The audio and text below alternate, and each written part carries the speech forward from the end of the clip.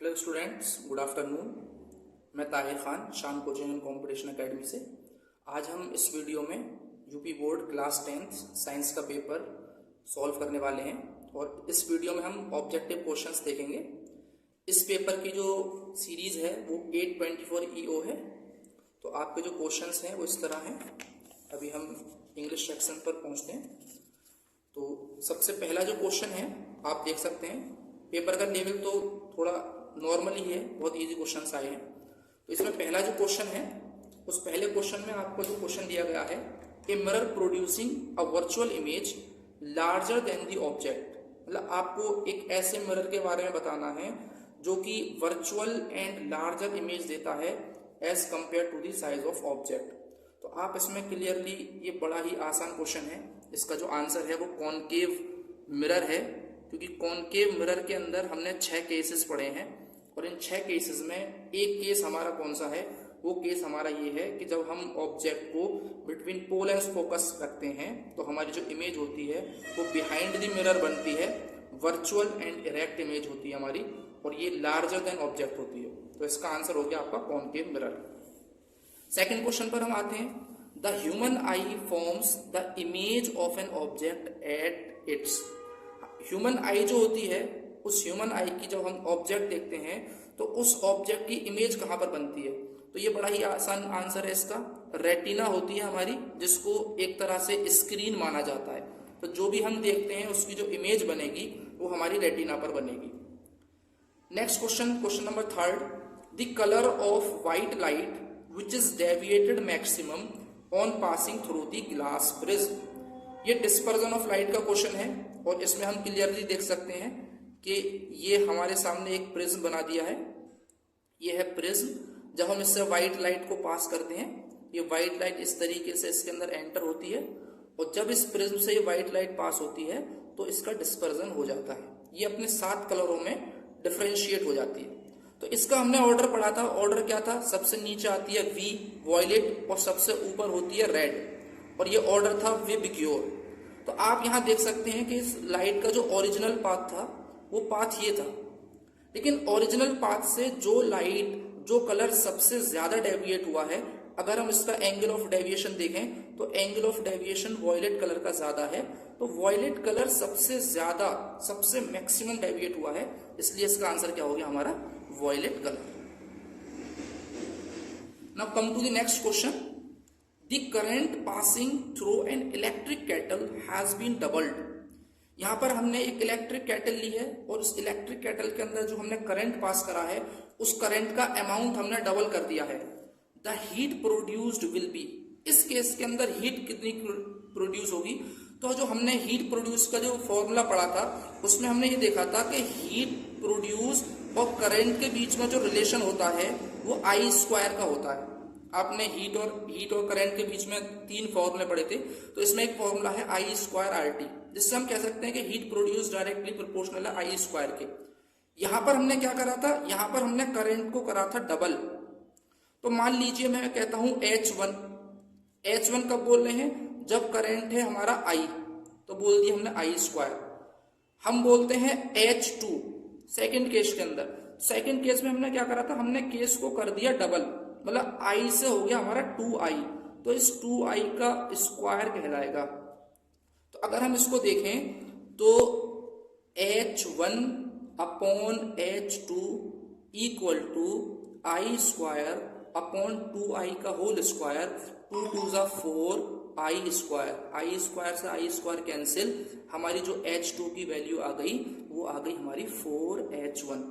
Means जो हमारी heat produce होगी वो फर्स्ट केस के कंपेयर में 4 टाइम्स होगी और हमारा आंसर हो गया 4 times. Option C is correct. Now come to the 5th question. The most suitable material for making the core of an electromagnet. Electromagnet बनाने के लिए उसका जो कोर बनाया जाता है, उस कोर के लिए जो सबसे सुइटेबल मटेरियल होता है वो हमारा होता है soft iron. So option B is correct. Now coming to the next question, this is from the ray diagram and you can see, इसमें आप देख सकते हैं कि हमें कॉनकेव लेंसेज दिए गए। तो कॉनकेव लेंस हमें दिया गया है, तो कॉनकेव लेंस में हमें पहले ये मालूम होना चाहिए कि कॉनकेव लेंस एक डाइवर्जिंग लेंस होता है। तो हम ये डायग्राम बनाएंगे, ये हमारी प्रिंसिपल एक्सिस। इस केस में सभी जो रेज भेजी गई हैं वो प्रिंसिपल एक्सिस के पैरेलल भेजी गई हैं। तो हमने ये पढ़ा था कि जब हम प्रिंसिपल एक्सिस के पैरेलल कोई रे पास कराते हैं तो ये रे डाइवर्ज हो जाती है, ये इस तरीके से डाइवर्ज होगी। तो हमें ऐसा महसूस होता है, ऐसा हमें अपीयर होता है कि ये जो रे है ये फोकस से आती हुई दिखती है। तो इसका जो करेक्ट डायग्राम होगा वो करेक्ट डायग्राम आपका सी ऑप्शन है। तो ये आप सी ऑप्शन देख सकते हैं कि ये डायग्राम आपका करेक्ट है और इसमें आपका सी ऑप्शन हो गया। नेक्स्ट हम बात करते हैं question number 7। Electric motor is a device which transform. Electric motor एक डिवाइस होती है जो कि हमारी इलेक्ट्रिकल एनर्जी को मैकेनिकल एनर्जी में कन्वर्ट करती है। Coming to the next question, section B है ये आपका। Pure air is, pure air हमारी क्या होती है? A homogenous mixture, a mixture of metals, a mixture of compound, none of the above. तो ये बड़ा ही आसान क्वेश्चन है। हमारी जो प्योर एयर होती है ये homogeneous mixture of different gases होती है। तो हमारा ऑप्शन ए सही हो गया। नेक्स्ट क्वेश्चन हमारा आता है क्वेश्चन नंबर 9। इसमें हमें अल्कीन के बारे में पूछा गया है और इसमें 4 ऑप्शंस दिए गए हैं, हमें बताना है अल्कीन। अल्कीन का जनरल फॉर्मूला हमने पढ़ा था CnH2n, मतलब जितने कार्बन की संख्या होगी उस संख्या से हाइड्रोजन की संख्या डबल होगी। आप ऑप्शन ए देख सकते हैं, कार्बन की संख्या n है, हाइड्रोजन की संख्या 3 है। हम इसको ऑप्शन पे रखेंगे तो C3H2 into 3, ये हो गया आपका C3H6। Option A is correct. Now coming to the 10th question, it is very simple and very easy question.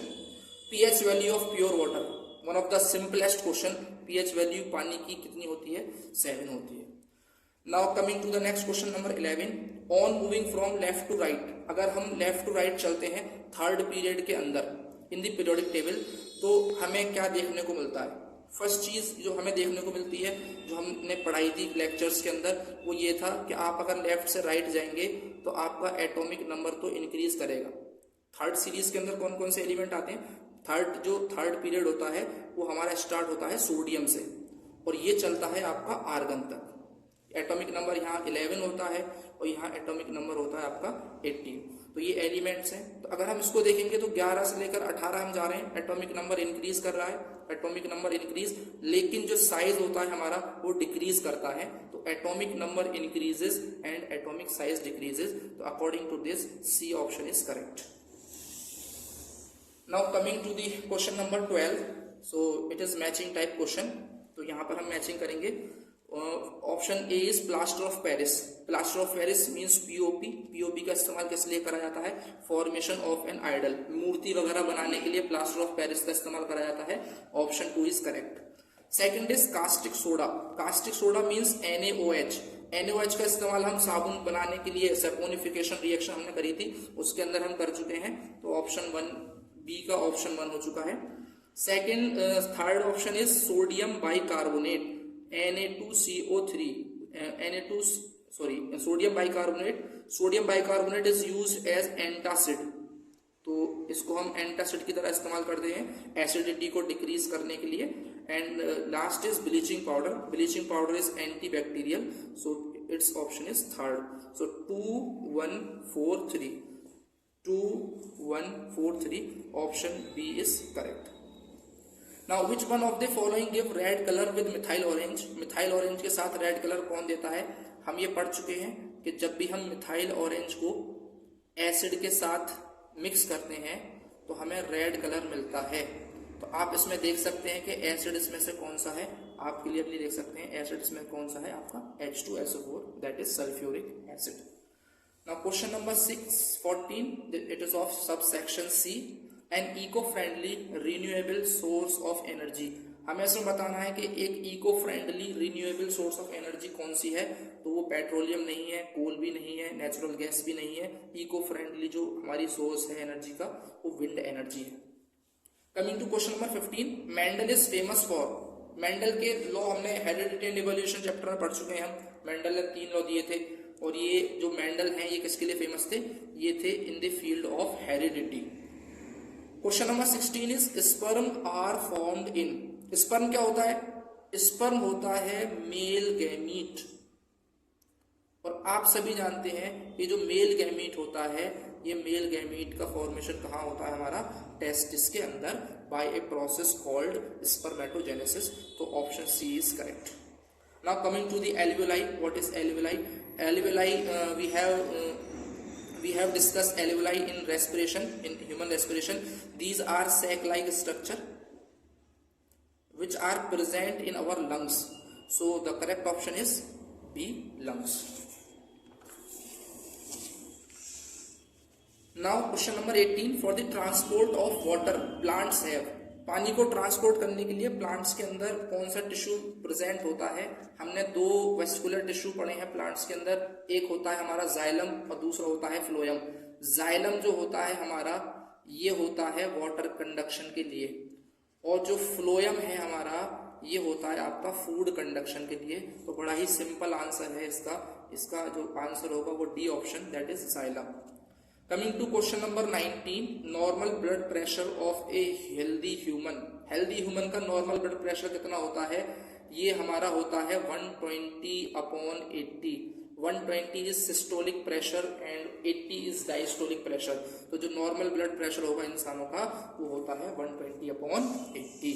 And coming to the question 20, which is the last question, who among the following is famous as waterman of India? इन चार option में से Waterman of India किसे कहा जाता है? तो इसका correct option है राजेंद्र सिंह। राजेंद्र सिंह एक कंजर्वेशनिस्ट हैं जिन्हें वाटरमैन ऑफ इंडिया कहा जाता है। तो ये हमारी कंप्लीट सीरीज थी। अगली भी हम सीरीज देखेंगे, इसके आगे के क्वेश्चंस हैं, नेमिंग वगैरह दी गई हैं और हम पूरा पेपर डिस्कस करेंगे। तो ये जो आपकी कंप्लीट सीरीज थी ये 824 EO थी। जो नेक्स्ट सीरीज होगी हम उसे भी सॉल्व करेंगे, और आप सभी से रिक्वेस्ट है कि हमारे चैनल को ज़्यादा से ज़्यादा सब्सक्राइब करें, शेयर करें, और जो आपके साथ आपके फ्रेंड्स हो उन्हें भी ये वीडियो सेंड करें, जिससे कि और बच्चों को ये ऑप्शंस वगैरह पहुंच सके।